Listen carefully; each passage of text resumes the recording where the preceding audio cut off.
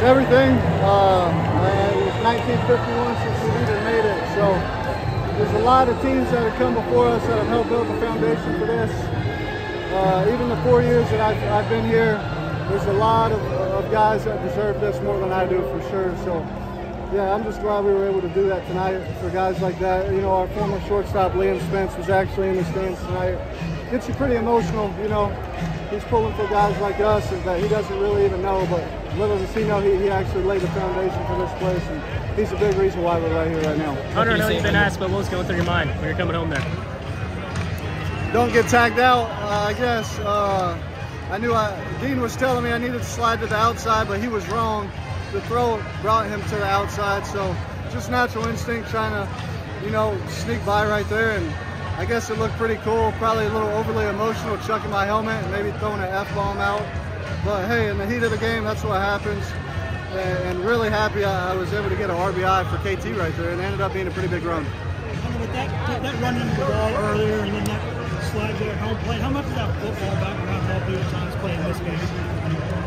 I don't know. I don't know if it's as much football background as just the way I grew up. You know, blue-collar family.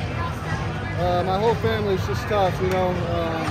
Growing up with them, that was kind of what was preached. You know, you show up every day, you work hard, you play hard. If it don't go your way, work harder and do better. So, yeah, I mean, obviously, in center field, I'm willing to run through a wall for this team. I would do it 1,000,000 times over. Just really happy that I was able to play a part in this run. What was the moment tonight you really felt y'all could do this thing? When I woke up this morning, you know, we've been in enough 1-to-1 series as anybody in the country, and we've won more 1-1 series than anybody. You know, we listen too much to people talking about 1999 and the 1 seeds never won it, but hey, why not us? It's now 2024 since the 1 seeds won it, and people can stop throwing that narrative around how the 1 seed never wins anything. Hunter, now that the series is over, how banged up were you? Pretty banged up. Not exactly sure. Haven't really looked into it that much, but definitely a decent hamstring issue going on right now. But I mean, you show up in front of 27,000 people, the adrenaline, it's going to help you out in a good way. So yeah, not really too worried about it right now, but we'll get home to Knoxville, we'll figure what's going on, and you know, we'll find out the next steps going from there. Was it just the hem here? Was it the hip, the shoulder? I mean, you hit everything on that play. It was just a little bit of upper hamstring issue. Like I said, talked to both docs.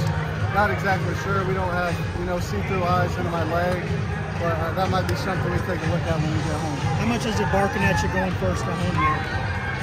I mean, I'm sure in the moment you're maybe not thinking about it. A little bit, but in those situations like that, Coach Elander is saying good or no good.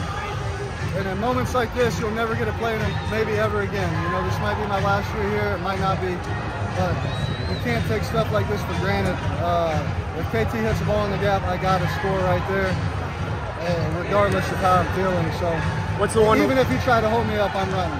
What's the one word you would use to describe Dylan Dreiling this weekend in the finals? Relentless. I mean, that guy is an absolute warrior. So mature for his age. One of the best I've ever seen do it. I mean, the kid shows up in big moments like I've never seen anybody. It's like he's taking a walk in the park in moments like that.